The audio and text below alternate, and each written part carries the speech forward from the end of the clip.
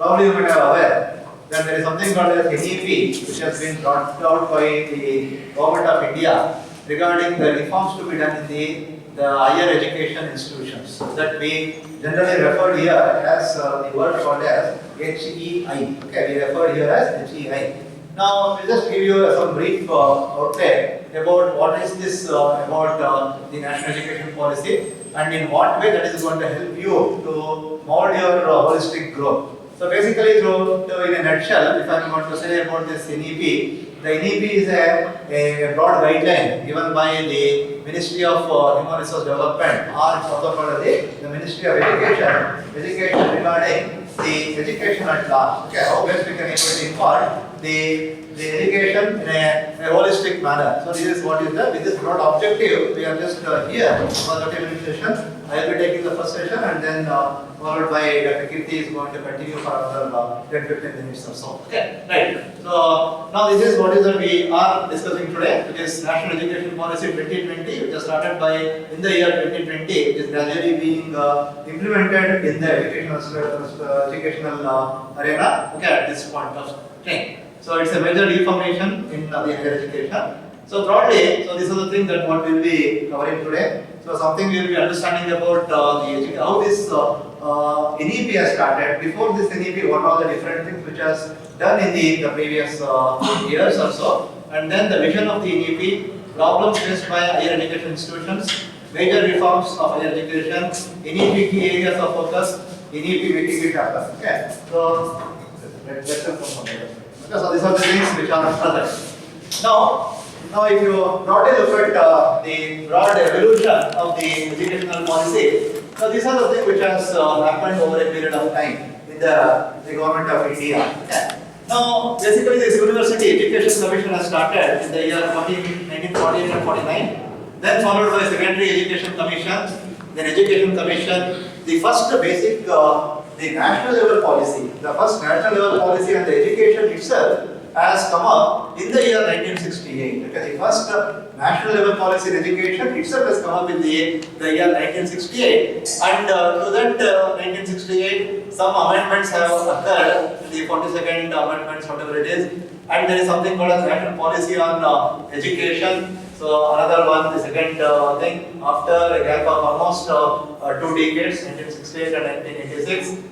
Then these are the modified versions, and then the other commission which have come, and the very recent one was the Dr. K. Kasturi Rangan, was the former director of ISRO, okay, who has come up with this report in the 31st May 2019, which has paved the way for the implementation of what is called the National Education Policy 2020. Right? Now, this is broadly which says about the evolution of education policy. So, as I said, way back in 1986, when the national policy on education has started, which says about the access and equity. Basically, what you need to understand, access to education, it just implies that every person, every individual present in India, okay, should be given access to the education. Okay. So under that only, what we have understood is something called as the RTE has come into picture. Okay, so probably you might have heard the word called as the RTE, which is called as the right to education. Okay, right to education is like a general constitutional right which has been given. Right to speech, we have right to speech, right? Okay, so like that, right to education is one of the most important thing which has come. So it means it is the prerogative of any government, for that matter, to make every citizen of the country to have certain educational background with them. So that is called as Right to Education Act, which has been given. So that is the access. And equity is nothing but the fairness of giving the education uniformly among all the members present in India. That means every person to be given equal opportunity for the education, and the fairness with which you are going to give education should be same among all the members. That means a poor student, a poor background student should also be given the same level of education, and also the richest of the rich should also be given a good amount of the education. There should not be a disparity. There should not be disparity in implementing the education. That is the meaning of what is called the equity. Equity is something equal to all. The way what is that we are delivering, it should be same for the government schools also, and it should be same for the so-called the higher urban economic or whatever it is we say. Okay, so that is what is called as your access and equity. Then comes what is called as a 29th July 2020. Probably if you are just going through with that of this educational reforms which are happening. So in this July 2020, this NEP 2020 has come in the picture, which says about the quality education, and they have separated the quality education into the two sectors. One is going to be called as the school education, another is called the higher education, right? Then, so this is the broad vision of the NEP. So you can understand clearly what it is saying. Okay, it says about it envisions the NEP envisions or NEP put forward. Okay, its view in India-centered education system that contributes directly to transforming our nation sustainably into an equitable and vibrant knowledge society by providing high quality education to all. Okay, that means here, please look at the words like the keywords like India-centered education. Okay, that means when we say India-centered education, that means it should not be a regionalized. Education should not be a regionalized one. Means education in Karnataka should not be different from education that we are imparting in West Bengal, in Tamil Nadu, in Kerala, in Tamil Nadu. Means the concept of the education should be dealt in a commonality in the national level scenario. Means it should be same across. Whatever you are imparting to every individual, it should be same. That is what is the meaning of the India-centered education. Okay, what it directly transforming our nation sustainably into this one is very important. The term equitable is what is important. As I said already, equitable is something, but every person should have the same opportunity, same learning resources as been given to by the system. Equitable and vibrant knowledge society by providing high quality education. As I pointed out here, the quality education is the key under the vision of the NEP. Next. So this is something the follow-up of the previous slide basically. The sequencing in HEH. When you come to this particular HEH, means you are all under the umbrella called as the higher education institutions. Okay, right? You are not in this particular background. Okay? You are in the background of higher education, right? So he says sequencing of the activities in HEH is vision to strategic plan, governance policies to implementation, academic plan to infrastructure, quality assurance to accreditation, NIRF and QS ranking. Means, so basically what you need to understand here is the requirement of this NEP, okay, that is imparting a quality education, is towards what? Is towards going for ensuring the quality, okay, among all the students.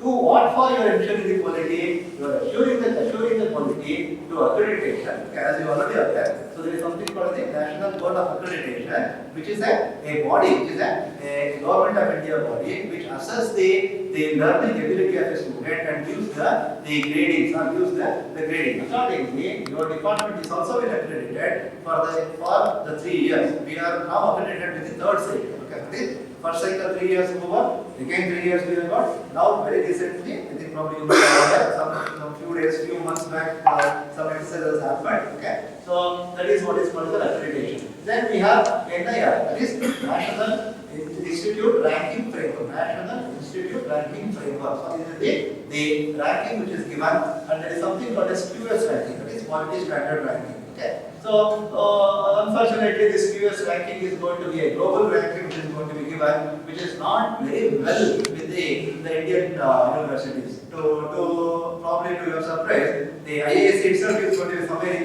the bracket of around 400 plus. Okay. Then you can imagine the combination of the ranking which is going to happen in the global. So this QS is a global ranking. And this accreditation is going to be a ranking which is given by the Indian government. Okay, right. Then, now just to observe why this has come into picture, NEP is to suppress or to address the problem faced by the higher education institutions. Okay, what is this? Is a severely fragmented higher education ecosystem. Fragmented means what? Fragmented means bits and pieces. Okay, it has been split so much that every local corner they are having their own education ecosystem. Means the educational ecosystem in Karnataka might be completely different from the educational ecosystem in West Bengal or in in some part of the India. That means what? Okay, if there is going to be a fragmentation, it's very clear that equitability is not being achieved. Okay, in order to make the equitability to achieve among all the stakeholders, okay, among all the stakeholders across the India, so what we need to do is we need to avoid or we need to stop this fragmentation and we need to view the whole thing as an individual entity. So that is what is this word. Then less emphasis on the development of cognitive skill and learning. Cognitive skills is nothing but your learning ability, okay, your thinking ability. Okay, now here basically what has happened in this educational system, you also know that so there is some one two or semester is going to be there, then you are going to understand, you remember that, you remember whatever it has been done, and you are going to write that, and see the evaluation is going to happen. Means it is more than your cognitive skill,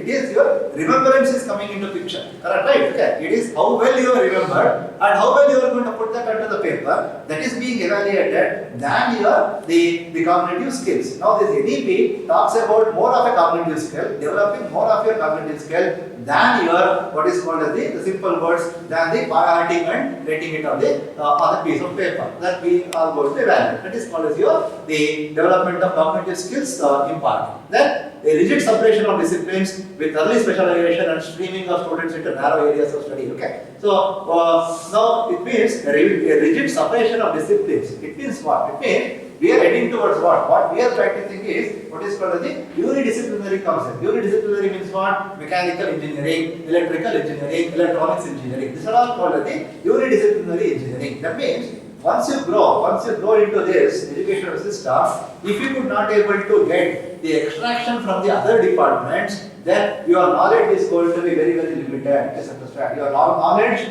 is very, very limited if you are going to be only with only one discipline. That is unidisciplinary approach. That's why the thing which has come now is what is called as the multidisciplinary approach. Multidisciplinary approach is simple that you are going to learn. That is what you are already doing now. That means every course, the first year whatever you have done, if you observe, you would have done the courses of all the other different disciplines. Okay. Those who are in first year you can understand. Those who are in the third semester, you must be knowing that. So you will be having what is called as the courses from the various different disciplines, so as to appreciate what is present in the various other disciplines. That is called